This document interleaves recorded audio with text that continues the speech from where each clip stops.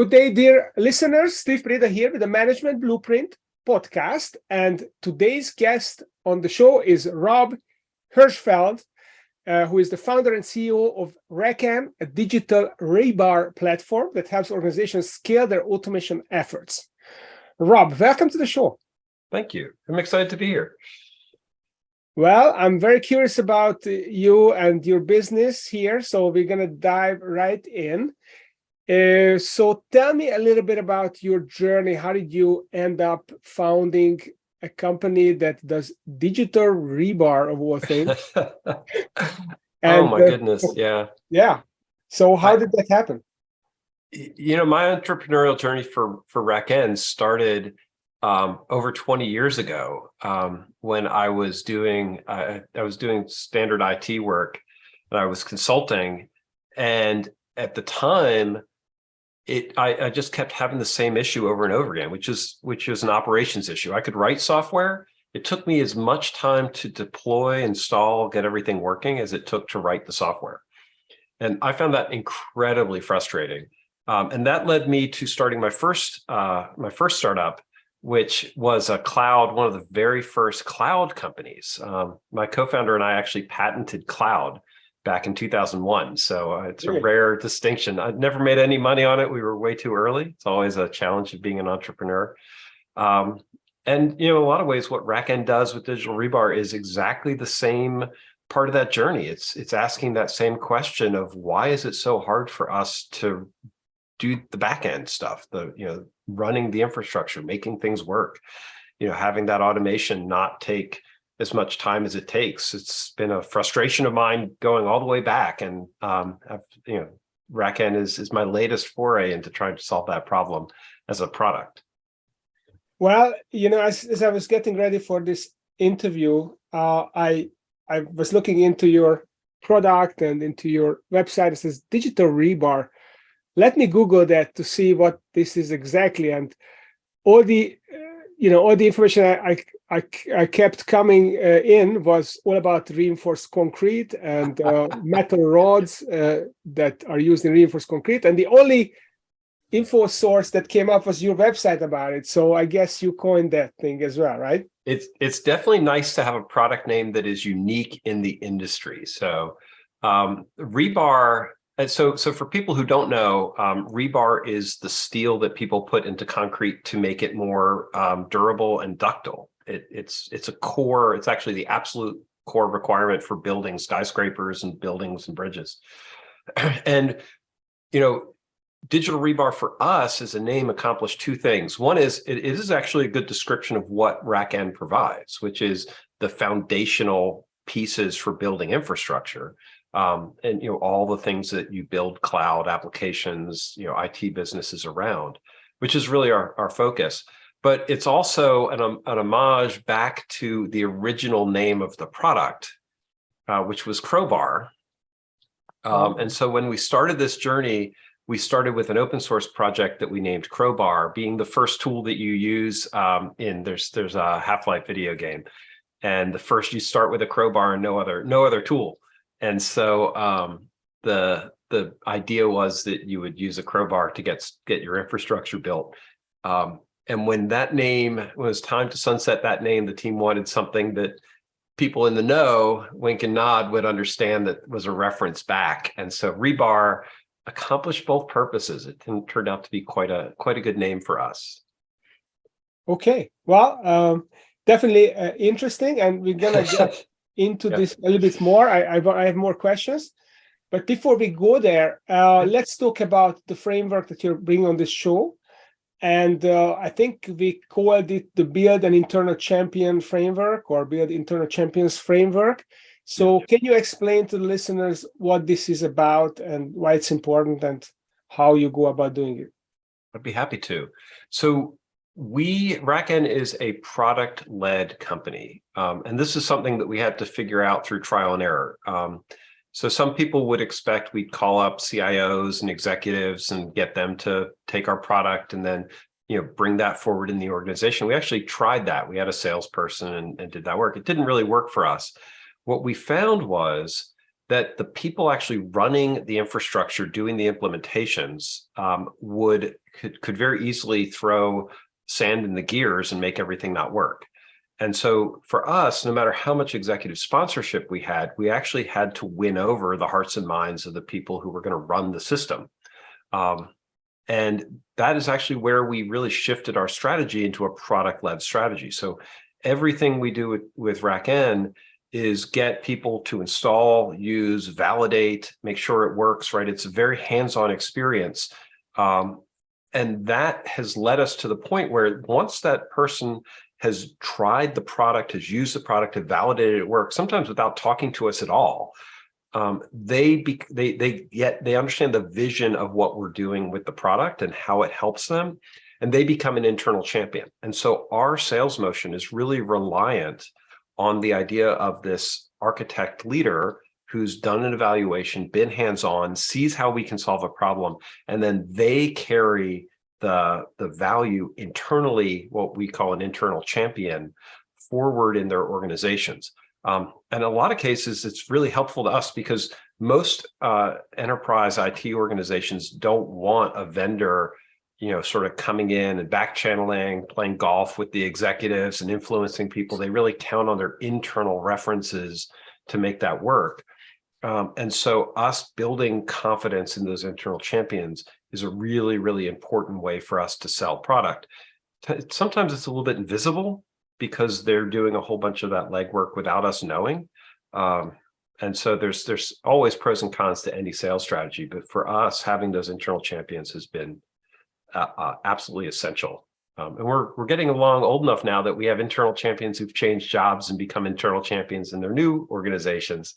And that is often just a fantastic way to walk into a new account. That's great. So do you even have a sales function in the business, or do you call it something else? So SaaS is one of those words that have multiple meanings. Sorry, I didn't say SaaS, sales. So sales. More about sales function. So is there a sales function in the business, or you just that's a great question. Catalyze these champions and they take care of it, and it's a very long-term approach? We really don't. I mean, we have sales work, but it's really handled by our sales engineering team much more than our sales process, right? As CEO, I do a lot of what people would traditionally call sales work. And we have classic things like a pipeline and a deals chart and things like that. But from a classic call people up and, try and get them to buy the product, we really don't at the moment have that. We're talking about adding it more, but our first focus is really on helping people find our product, download the product, install, use it, and get that conversion experience. And that is such a cost-effective way to sell that, we have a lot more juice in the lemon, if you will, to squeeze out to, help make that process easier and more effective. And it's beautiful because once those architects understand the product, if we can empower them to sell in their organizations, then they really do a lot of that work for us. So how do you generate that initial interest? How do you even conjure up their interest? How do they find you? That is always the challenge. That's the marketing piece. And it comes back down to storytelling. So there's a degree of awareness. There's a degree of having people be able to look at our website and understand what we do, which is something that is actually one of the hardest. That is the hardest thing we have to do in the business is actually to have, simple explanations that people link back into their problems. And we spend, a lot of money doing advertising and LinkedIn, sponsoring conferences, talking at conferences, explaining the challenge. And you have to do it in a way that isn't very vendored. It's the way I would describe it. So most of those outlets aren't looking for come try RackN, we're great. You have to frame it in their problem space. And, you're looking to solve this problem. Here's how we help you solve that problem, or here's how you can think about that problem, and check out RackN. We solve it really well. So it's a really careful narrative. It's very storytelling focused. And one of the things that for us has been a challenge is helping or having our customers tell that story for us more. So a referral type or public story would really goes a long way in cases like that. Our customers typically are very sensitive about using their name, their banks, media companies, hosting companies. And so that for us has been one of those slower processes that really help people understand how the product is used. So it's the other side of having operators start the process is that they typically hold things very close to their chest. They don't want everybody else to see their cards. And so that is probably one of our biggest challenges in storytelling. Okay, so basically your sales processes or marketing / sales process is to get the word out on this problem and how it can be solved, and then get it in front of the potential champions who are the programmers, the engineers working in these tech companies. That's exactly right. One of the things that we do in that's really helpful for people to understand is we look for larger trends that we can be part of. So there have been times when we've tried to coin terms or lead in conceptual thinking, and it's incredibly hard to do that. That's an evangelism sale. Instead, what we do, and right now we're in the middle of this exact thing, we look for industry trends where there's a good match. Right now, in the tech circles, platform engineering is a phrase that people really understand, and they're starting to discuss a lot. And so what we typically do is, instead of trying to create a unique message, what we'll do is we'll describe how we support platform engineering efforts and how we make that a better story, which might be counterintuitive to some people. We're not running around. We're still telling people how we're unique and differentiated and helpful, but we're doing it as part of a story that they already understand, instead of trying to tell them the alternative is you sort of have to say, you're doing something wrong and we will help you fix that. That can be a harder message to convey. Sometimes if it's very painful, then it's an easy thing. But for a lot of IT stuff, there's way too many alternatives to just sell, I have a better widget. Yes. So it's basically kind of a PR strategy. I don't know if you do it with the news media or is it blogs, but essentially you are tapping into trends and sharing your take on it and attract attention. That's exactly, it's literally that simple. It's not simple, but that's how it ends up working. And those customer stories end up being key to, from a media perspective. They don't want to talk about vendors. They want to talk about customer success. Yeah, of course. So switching gears here a little bit, so one of the things that you told me about is this idea of open source and closed source, and how your business evolved from the open source towards closed source, perhaps, or some kind of a hybrid. What is your thinking about that? What are the pros and cons of open source, and what is your view of the future of RackN? This is a really important topic, and it's one that I've come to appreciate has a lot of different sides and facets to it.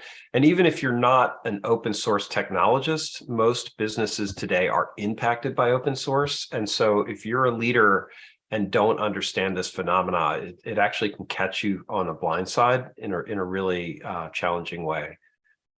Because of the history of how RackN started, going back to that first open source project, Crowbar, we really had this idea that open source was important in our life cycle. So we do in the data center space where we are, there's a lot of open source technologies that people use and rely on.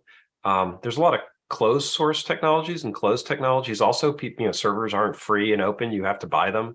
A lot of software that our customers use, they have to buy. But there's definitely a trend towards the adopter, and this is the distinction. The people often making the evaluation for our technology don't want to pay any money for it, or want to be a technologist that they can help contribute and build to it. And so our original life as a product company was all open. So the core of our technology was open. We were attracting very big name companies, and they would come in, they would see the core technology, they get very excited about it, and they would start implementing it in their data center.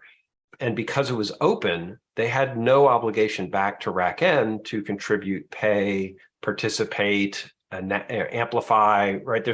When you're in an open source community, there's a lot of ways that you can pay back to the people supporting the software. People assume that means contribute back, but like actually write the code with them. That actually doesn't happen very often. It's much more common that you say that you're using the software, you pay for support, or a lot of times people, and this is what we've been doing, they create a model where most of the software or core parts of the software are open, but then there's a whole bunch of pieces that are necessary to make it enterprise grade that are closed. And so what we used to try to do was open the core software and then have people pay for the enterprise enhancements. Mm-hmm. The challenge for our process was that our customers that we wanted to be customers, our users, would take that software and then replicate the pieces that we were trying to have them pay for because they didn't want to pay us money. And that was not a very sustainable model for us, right? We kept getting requests to improve that core from companies that were determined to bypass our payment mechanism mm-hmm. for this. And yeah, it just ends up being a very frustrating challenge when you're dealing with companies that are top known brands in the world. And this is true of how they operate in the space. They will use open source technologies. And the benefit that the company like us would get is that they're being used by those companies. I think that which isn't much of a benefit if they're not paying you. Yeah.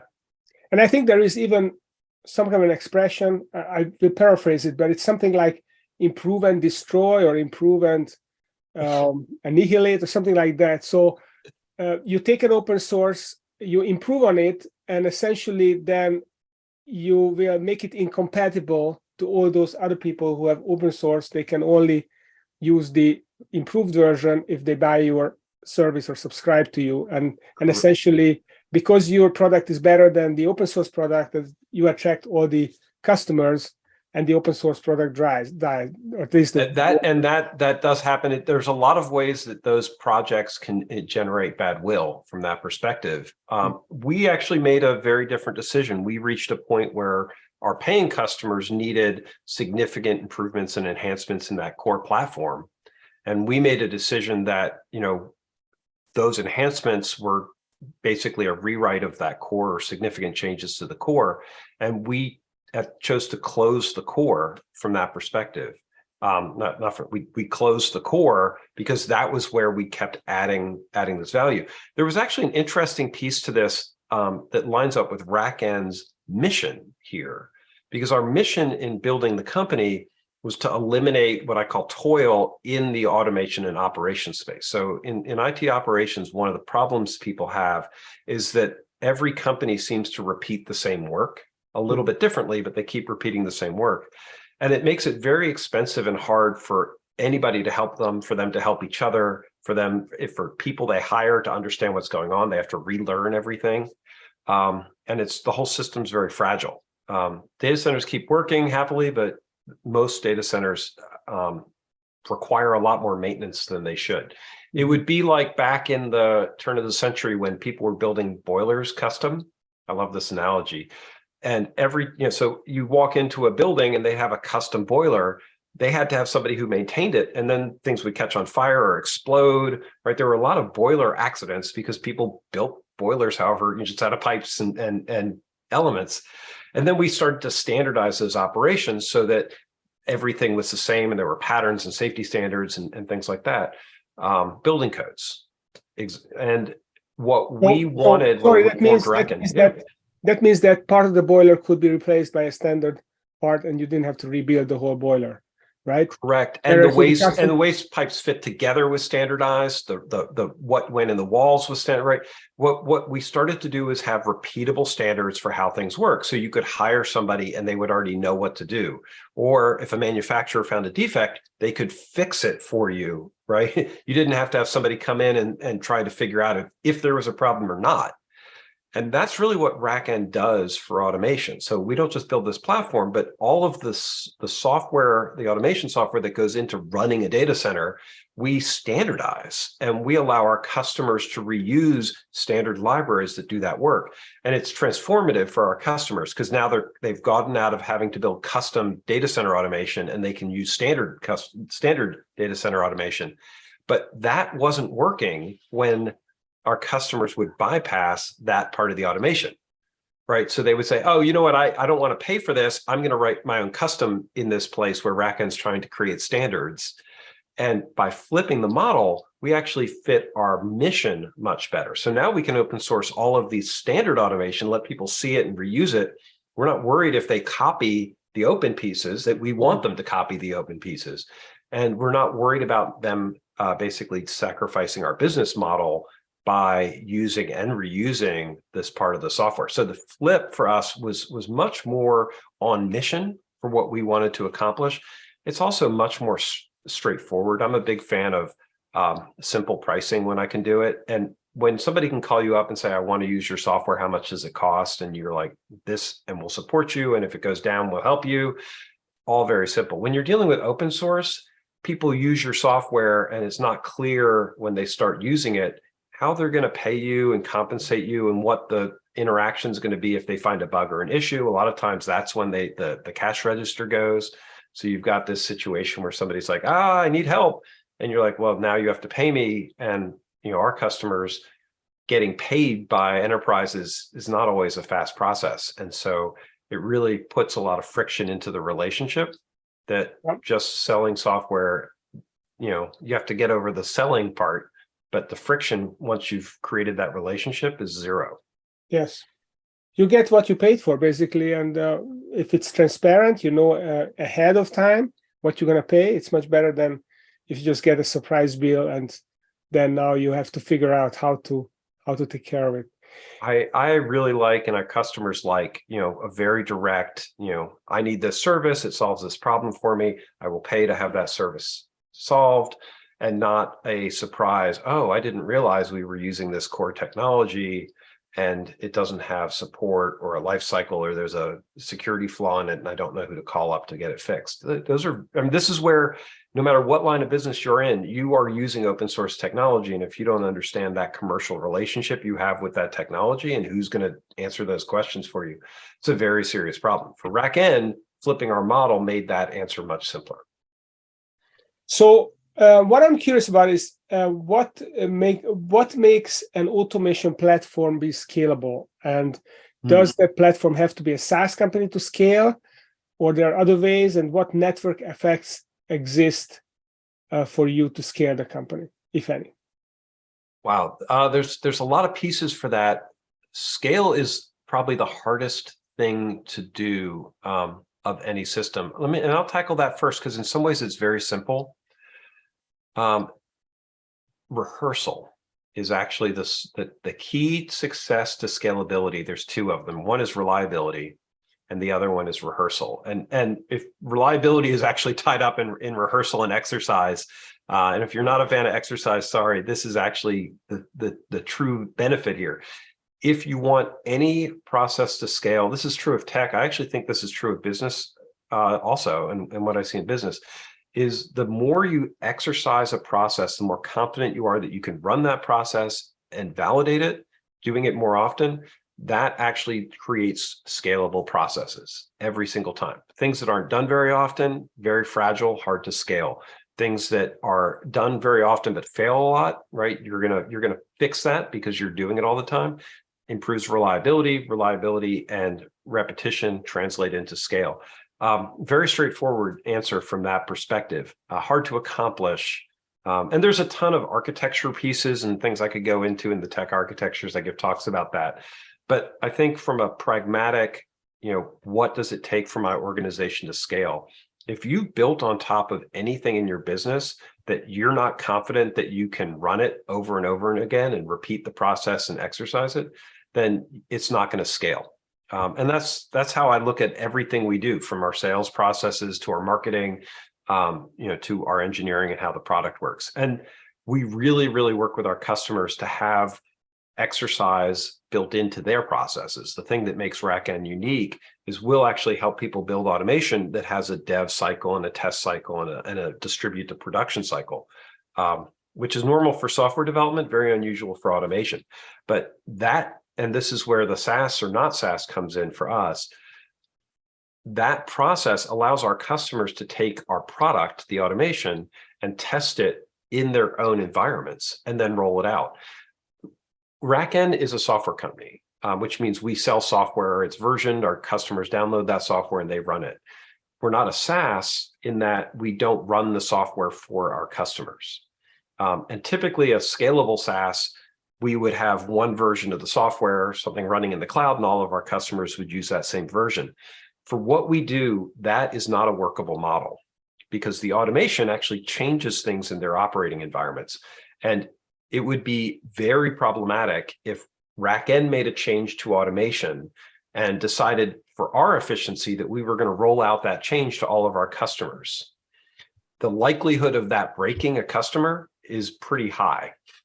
And that would take down their infrastructure, break their servers, fail their applications. It might cause all sorts of havoc. So if we were doing that work as a SaaS and then rolling out those changes without our customers' control, we would actually be breaking our customers on a daily basis. Mm-hmm. On the other side of it, it's really important. And so we as a software company, we will write and test our software, but then our customers get the choice of when they make that transition. So they maintain the control of when the automation changes, how it's deployed, how it's tested, right? They validate it against their environment.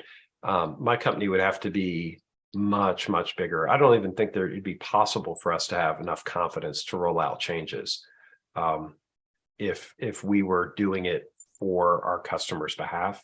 But the way we do it actually does exactly, now we're going all the way back to the champions. The champions want control. That's what we sell. And we are very careful never to take that control away from them. Mm-hmm. We partner with them to improve their control. If we were a SaaS and I was throwing a switch and changing things for them, that would be very disaster. It would be a disaster. Yeah. Yes. I that's very interesting. Very interesting. I love what you said about the rehearsal and reliability and the repetition. So, I always think about Bruce Henderson from BCG, Boston Consulting. He talked about the experience curve. Every time you double the number of repetitions, your productivity improves by 20 to 30%. Yeah. And I tell my clients that if you constantly are chasing shiny objects, essentially you deny yourself the productivity improvements that your competitors are going to get who are sticking with this process. And the scissors are going to open up. And 3 years from now, you're going to be a mediocre company and they're going to be a hugely profitable company. That's it. That's a very real thing. The interesting thing, thinking about that from the way automation is written today, everybody writes their own automation. Even if you're best in class and you do all the work and all the exercising in your own silo in your own company, you're still going to get outcompeted by what we're doing with our customers because we're actually getting the benefit of that exercise across our customer base. And that's one of the things that gets me really excited about RackN. From the way you're describing it, it's like, all right, automation is not usually a value-added activity for any business. They're just running the infrastructure. It's what they do above it that adds value. But if they get the benefit of exercising the automation across all of our customers, and they only have to do, 1% of that exercise versus 99%, the whole 100, then all of a sudden they get the acceleration that comes from that type of work. Even if they don't realize they're doing it, they're getting that benefit. It's incredibly powerful in aggregate, harder for an individual customer to understand until they start seeing how they can take advantage of standard practices. Right now, we're back to the boilers. Yes. So if you want to replace your boilers with scalable ones, then I encourage you to reach out to Rob at RackN. They will make sure that all your automations are standardized best practice, and so you can get the repetitions in and you get the productivity improvement in over time. So if people would like to experiment, if they want to be a champion and want to try your product, or they want to learn more and reach out to you, where should they go? Very simple. I am Rob at RackN.com. Online, you can find me in a lot of different places as Zehicle, Zehicle. It's a handle that goes back to my my electric car days when I was building electric cars. It's a whole nother story. Okay. But yeah, RackN.com. If you want to try it, we really do encourage that champion approach and download, try, and use the product. The product is really the thing that speaks for us more loudly than any of the marketing material I can put together. Awesome. Well, thank you, Rob, for sharing this and talking about automation and scaling. That's always exciting on the show. Thank you. Thank you, Steve. I appreciate the time. This was a really fantastic conversation. We covered a lot of critical points in tech and in business. So thank you. All right.